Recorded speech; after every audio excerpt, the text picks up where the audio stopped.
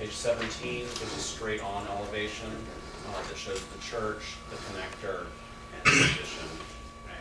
And the idea behind the connector staying at a small height was so that, again, in theory, you can see all four sides of the church kind of from any vantage point.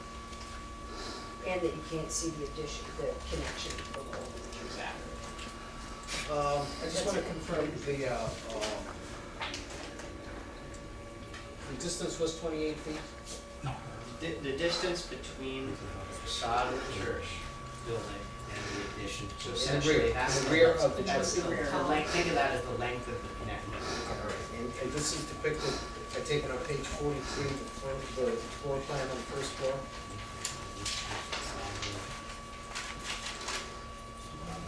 Or would there be another place? Oh, no, actually, it would be page 42, ground floor. Yes, where it says vestibule.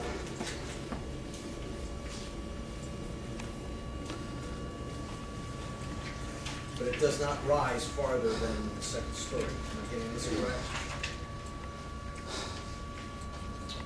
There's a section also on the third story, although it gets narrower. Right. That's right, and that's where some of the mechanical. And if I'm following this, page 53, once again, has a profile. Yes. Yeah, that's better than page 17. Yeah. Sounds good.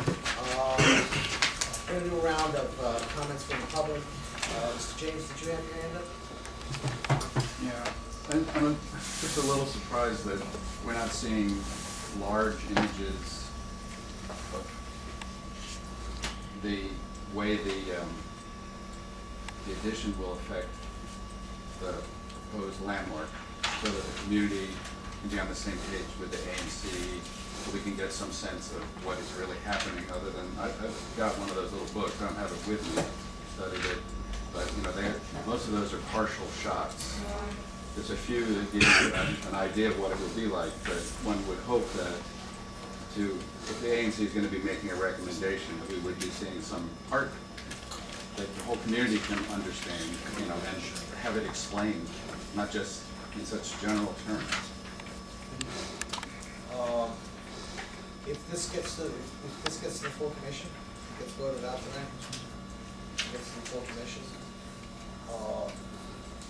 Matt, I would hope that we can coordinate with Mary Center to be able to have a full-on presentation in front of the entire body.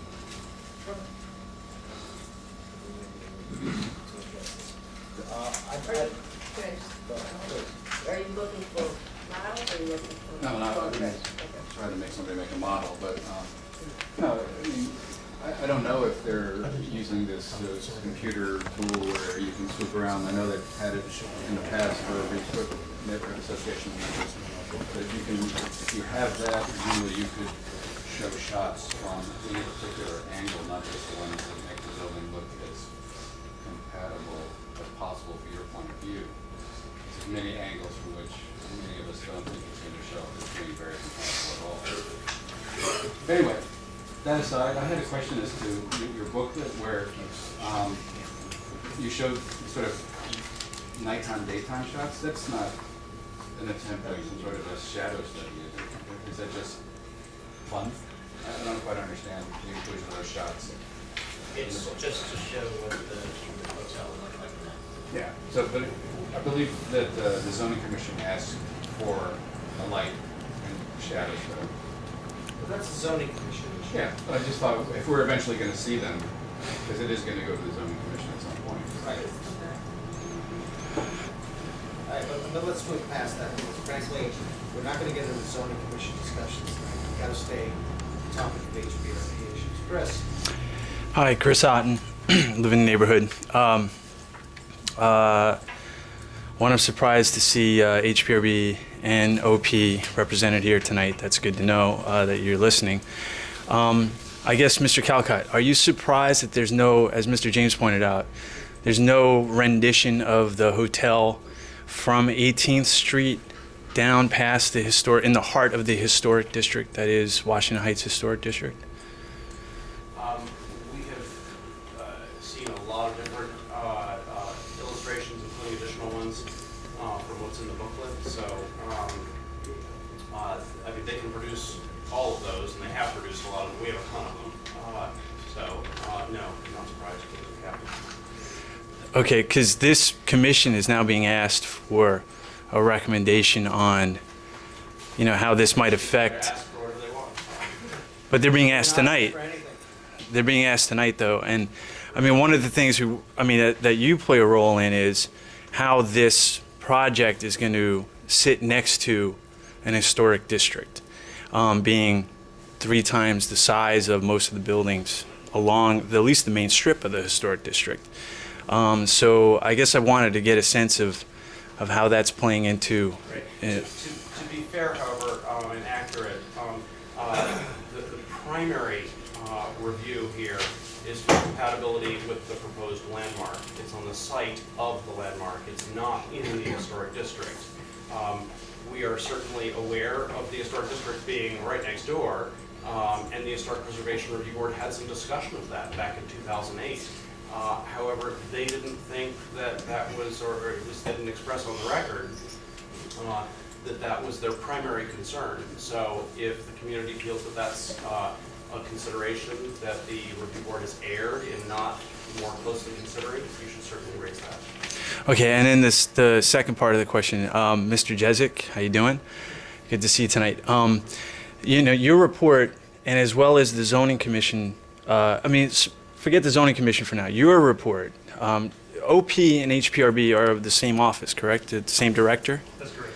And I'm glad you're here because I had asked the question of Mr. Callcott of, had he been briefed on some of the critique that the OP report expounded on in terms of height and density concerns. And I guess in terms of just bureaucratic expediency, if the building isn't coming down in height and it's being presented to HPRB now next month or in March, and it's at the 9-story, 90+ feet height, how does that make a lot of sense if the request is to reduce the height of the building? Chris, I'm sorry. You're going a little bit off base here. Remember. No, I'm not actually. I'm talking about HPRB. No, Yeah. you're backing up to a zoning issue. But hold on, excuse me, Chair. No, hold on, you're cutting me off. The point is this, why is it going to go back to HPRB if it's reduced in height? And why is it going to be before it's reduced in height as requested by OP and the ZC? I don't know if you've read that report. I haven't seen an update from the ANC about what happened at that zoning commission hearing. And I'm surprised by that. I don't know why that hasn't happened yet. Do you have a report from the zoning commission hearing as an ANC? Or the PZT? No, there is no report. There should be. Is there? This is a transcript. There is a transcript, and that should be read into the record of the ANC, Are certainly. you talking about the sit-down meeting? The set-down meeting, yeah, where 45 or 50 different points of critique were laid out. You're wandering back in the zoning stuff. No, but it has to do with this hearing. I know your point. That's Okay, ancient so- history. So I'm going to allow. No, it's not. and It's actually I'm very gonna live let- history. I'm going to let Matt comment on this. Well, Steve mentioned at the beginning of the meeting, I think maybe before you arrived, that the HPRB back in 2008 did, give a conceptual approval to the entire addition, including the massing, saying that the massing was not necessarily incompatible with the historic potential landmark.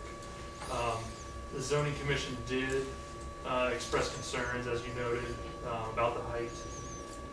If the zoning commission decides that the building is too tall, no matter what HPRB says about the height, the zoning commission can make their own judgment about the compatibility not only with the church, but with the surrounding neighborhood, with the comp plan designation, et cetera. So the zoning commission isn't necessarily bound by any outcome of the HPRB, and I don't think the HPRB I don't think their decisions are even intended to maybe give an imprimatur of any kind to the height necessarily. I think if they're deeming the building compatible, Steve can correct me if I'm wrong, at a certain height, probably this building could also be compatible with the landmark at a lower height. That help? Well, thank you. I appreciate that, Mr. Jesick. What I really would want to know, though, as a follow-up, is if the ANC has seen the transcript from that hearing. Has the I've watched the hearings, I don't have it written. Okay. I don't even know if such a thing is available.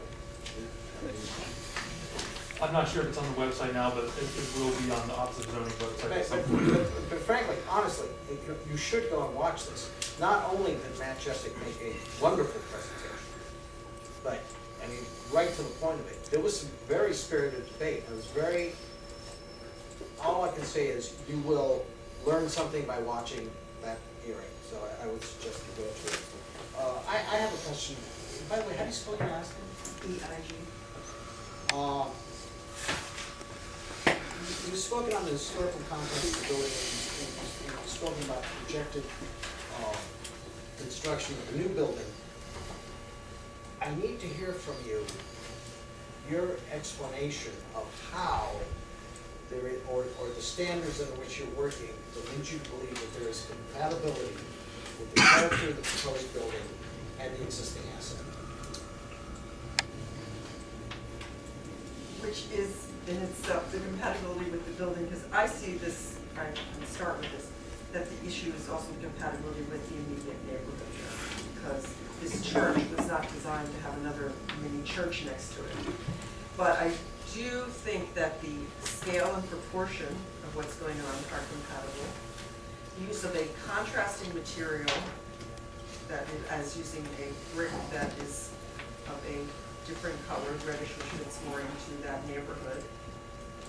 By using something that, something that the roof relationship, because the roof of the church is so complicated, a more simple roof on the new building is appropriate. To use something that doesn't compete with it. I think that the use of the metal that's being proposed with the glass, and trying to have openings that they're the way that the openings in the small windows that are on the church on the side, you have a lot of solid appearance in the front of the building, but the side has that large window, and I think that by using the multi-lights, that makes a nice reflection of the fact that there is some kind of ornament here. Does anybody have a copy of this? This Did window you get a actually copy? a lot more panes of glass to show Right, you this. ladies and gentlemen, for those of you who have this booklet, I suggest you look at page 55, because others may have different opinions, but I think this kind of brings it home. In terms of the height and density. Right. Nobody's got it. Well, in terms of the contrast of the designs, you really can't tell the colors here, but, definitely the contrast of the designs. That there's something that it's got it has a strong geometry, but it's slightly different. You can see that there are the vertical planes of where the windows are organized, the fenestration, and it mimics to some degree the verticality of the columns that are on the front of the building. It's not trying to be too fussy behind the building, but actually have more of a block that serves as a backdrop to the building. I'm also very favorably impressed by the fact that the building is set back on a different lot, that a building could have been built there outside of the historic district that had no connection whatsoever with the historic building, and therefore could have been something that didn't relate to it or to the neighborhood at all. There would have been no requirements for that. because Neither in it's the historic district, though. It's not in the historic district. Neither. Yeah. Hey, Steve. But you Chilling, just man. implied that it was. They got the whole works here. Nobody said OP would be here tonight. That's surprising. There would be no restrictions of its appearance. How you doing? There's no restrictions. Just came from one meeting. The only reason we're looking at this mass behind the building is because of that connector. Otherwise, it would be a completely separate building that had there would be no HPRB review at all. All right, thank you, that helps. Perfect moment to pause here. We've been joined by the third member of the committee. Welcome, nice to see you. Would you like to introduce yourself? Stephen Lanning, ANC-1C